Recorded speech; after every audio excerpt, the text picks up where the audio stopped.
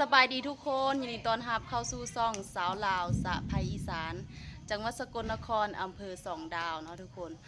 มื้อนี้มาพบเจอกันช่วงแรงๆเนาะตอนนี้กะเวลา1 ทุ่มแล้วเนาะ1 ทุ่ม 3 นาทีเนาะทุกคนตอนนี้ไฟเมื่อกี้นี้ไฟดับเนาะทุกคนตอนนี้ไฟหากมาแล้วก็กำลังสิพากันเฮ็ดแนวกินเนาะพาน้องสาวเฮ็ดแนวกินพากันซุปผักนี่แหละเนาะบ่ฮู้ว่ามีผักอีหยังแน่เพราะว่าน้องสาวเป็นคนซื้อมา ซื้อมาเฮ็ดสู้กันกินเนาะตอนนี้กะฝนกำลังสิตกทุกคนเอ้ยฟ้าห้องฟ้าเลื่อมอยู่เนาะเดี๋ยวเรามาซ่อมผักเฮ็ดแนวกินแรงน้ำกันเนาะทุกคนนั่นมันติดหูซ่อมผักมียอดผักอีหยังแน่นี่ยอดผักบวบยอดผักบวบยอดมะอึเราคิดว่ายอดผักเบียกยอดผักเบียกยอดผักบวบยอดมะอึกับยอดผักบวบเนาะยอดฟักทองนั่นแหละแล้วก็เฮ็ดหูหนูเป็นบ่เฮ็ดหูหนูเบิ่งซื้อมาทั้งกกทั้งหากยาวว่าซั่นโอ้เขาขายแบบนี้เนาะเพิ่นขายจังซี่เราก็ต้องซ่อมออกมาละ10 บาทบ้านมาละ10 บาทแบบใหญ่วัน20 บาท20 บาทซั่นนี่ล่ะแต่ว่าบ่ได้แก้แบบนี้ยังเอามาแก้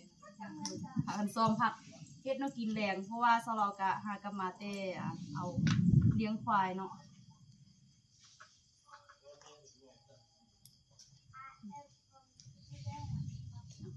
ยังค่ะคุณแม่แกงป่าหรอแกงไก่โอ้ยย่าแบ่งแกงไก่มาให้กินเนาะกินซุปผักกับแกงไก่กับอย่างเนี้ยทอดไข่เฮ็ดมันกินง่ายๆน้องสาวมาย่ำใดก็มีแต่ซุปผักสู้กันกินว่าซั่นเพราะว่าแนวกินแนวอื่นพากันกินแล้วเนาะวันนี้อยากกินซุปผักมาหากันก็ต้องซุปผักกินเพราะว่าถ้าเราอยู่คนเดียวกินซุปผักก็บ่แซ่บต้องพาน้องสาวมาเนาะจังกินเหมือนกันไม่ค่อยแซ่บตอนนี้ก็ฟ้าเรื่องว่าซั่นทุกคนเอ้ยฝุ่นมีเสียงฟ้าห้องบ่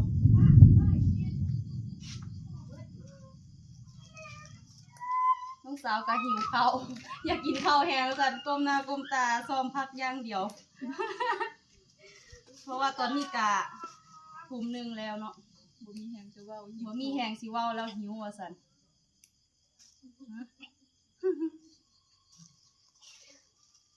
นานมาโพดเอื้อยก็ได้เอื้อยไปหาเลี้ยงควายกับมาค่ำมามืดจน6 โมงครึ่งจึงได้มาฮอดเพราะว่าดังไฟดังหยังนำยากก็เอาแกงไก่นี่ไปเก็บไว้อยู่ข้างในงานให้แม่นะฮ้อนแล้วเนาะเพิ่นหากระโปรงแล้วก็ตักมาให้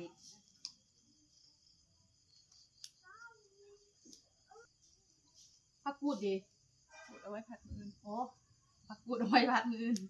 คิดว่าสิมาซุปน้ำกันอื่นมีแต่เมนูผักมาหากันมันหลายแล้วมันสิบ่เบิดแซ่บซุปหลายมันสิบ่เบิดว่าซั่นกิน2 คนเนาะก็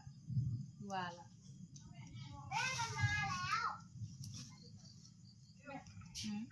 ก็ต้องยินดีเสียน้ำลึกๆไม่จริงดิ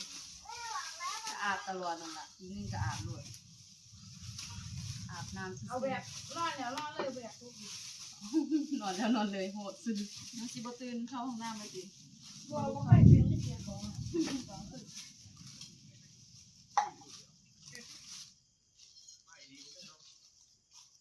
ฝนสิตกอยู่บ่มีแต่ฟ้าห้องฟ้าเลื่อมซื่อๆเมื่อวานนี้ก็คือกันเปลี่ยนแบบนี้แหละอากาศหนีไปทางอื่นบ่ตกมันเร่งมือด่วนใส่เกียร์มา ซ้อมแบบใส่เกียร์มาคนหิวคนอยากกินข้าวไฟมันบ่เอาเนาะเท่ามันแก่มันเท่ามันแก่เลยโอ้โหบ่น้อยเลยเด้นี่หลายอยู่เด้ เราจะเอาผักกูดใส่ตื่นกินบ่เบิดในนอน2 คนนะ กินแบบนี้เราคิดฮอดบรรยากาศอยู่บ้านเนาะทุกคนพ่อแม่พากินสิล่ะหากินนำกันหลายๆคนเต็มพาเข้าอันนี้กิน2 คนกับ2 คนนั่นแหละ สิกินหลายซำใดอิหยังก็นม อีหยังนมโรงเรียนก็อยู่โรงเรียนพุ่นล่ะเนาะ จำได้หนูกินผู้เดียวเนาะ บ่เห็นก็แสดงว่ามันเบิดตัวแม่บ่ ไป ได้ สิไปกินน้ำหนูกินผู้เดียวบ่เห็นแสดงว่าเบิด ถามเจ้าของตัวเนาะเจ้าของเป็นคนกินซุมื้ออ่ะโอเคเมียนสากปลาระเดี๋ยวสิไปค้างหม้อท่าเด้อนี่ไปล้างพักโอเคบ่โอเคเฮ็ดแต่แบ่งหน้าที่กันเฮ็ดโอ้หม้อเฮาก็เดือดแล้วเนาะทุกคนเอาผักของเฮาลงไปปาดฝนสิตกฝนก็มาพร้อมลมเด้บัดนี้หุ่นปาดโถได้ไตอึ่งนี่แม่เนาะฝนตกยามใดก็ได้พอปานเจ้าของไปเป็นโอ้เสียดายได้เฮ็ดหนูโอเค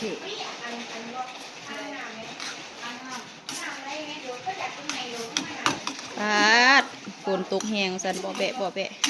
แหงบ่แปะแหงว่าสัน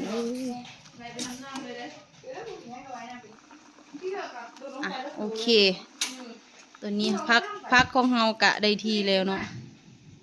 จะสุกทุกคนตอนนี้กะลวกพักแล้วเป็นที่เรียบร้อยแล้วกะคั่วมะเขือแล้วเป็นที่เรียบร้อยเนาะมะเขือกระเทียมขิงแล้วก็ซ้ำนี่ล่ะมะเขือกระเทียมขิงเนาะบ่มีข่าไม่ได้เอาข่ามาใส่นำ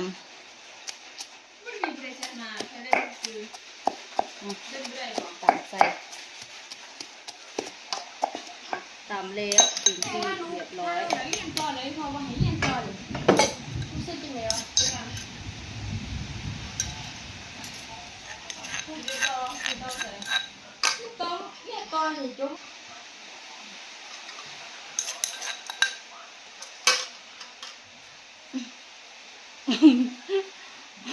เอาผ้าเข้าไปเสร็จออกเลยอันนี้คือสูตรลับเคล็ดลับความแซ่บนัวใส่ชูรสชูใจใส่แป้งนัวลงไปเนาะตามความมักหลายใส่หลายแซ่บหลายตามความมัก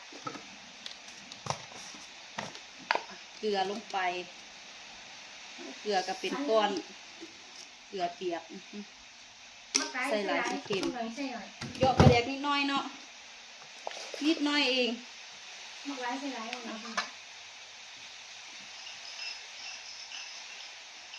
่มักก็ใส่โอเค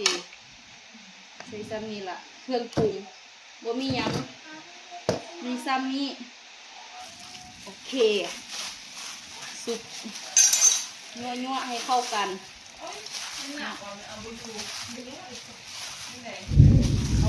โอ้โหฟ้าห้องแหงเลยสันมีน้ำน้อยนึงน้องสาวมักกินซุปผักที่ไม่มีน้ำพอได้จำได้ซดเลยสันลองชิมเบิ้งมาชิมมึงดูโอ้โหอร่อยแซ่บเบิ้งมีคนชิมตักเลยบัดนี้อยากถอดนี่ก่อนถอด ลืมถอดลูกชิ้นให้ลูกถอดลูกชิ้นก่อนตักเตรียมเสิร์ฟแล้วบัดนี้ป้าเต็มจานพวกไงของโปรดมาหากันนี่บ่คิดสิกินแนวอื่นเด้แนวลูลาบ่มีแต่ซุปผัก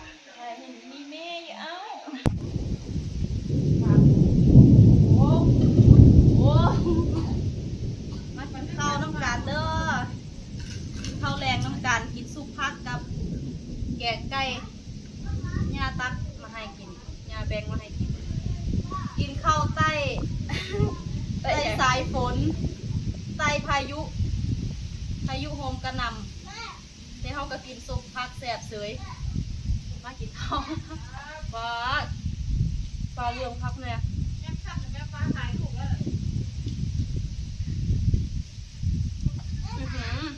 กองสันสะเทือนจ้าฟ้าถ่ายรูปเหรอฟ้ามันเหลี่ยมไง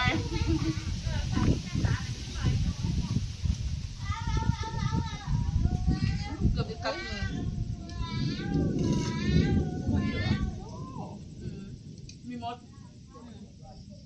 ไว้ได้อิ่มป้าได้นานๆทีโดนๆที่ได้กินเทื่อนึงพักใส่แบบนี้มีครบแบบนี้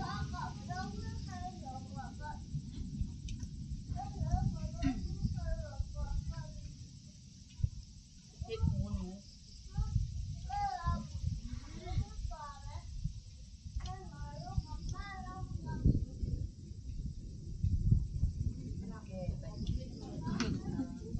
ผู้ใดซ้อม เธออะไรซ้อม เจ้าของซ้อมมาจาก เธอเป็นซ้อมแก เพราะว่าซ้อมภาคแก้ได้ผัวเท่าเลยเขาว่าผู้เท่าเพิ่นว่า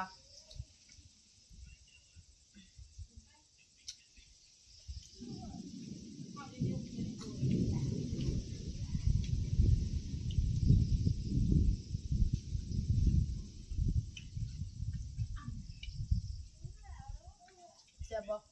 เสีย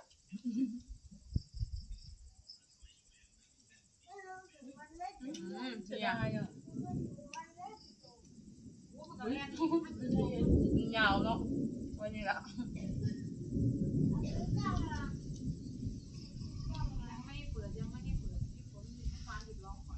ทุกคนเดี๋ยวสลาวขอตัวกินข้าวก่อนเด้อสำหรับคลิปนี้เดี๋ยวสลาวขอตัวลาทุกคนไปก่อนเอาไว้พบเจอกันในคลิปหน้าสบายดี ไอ้เนื้อเสา ส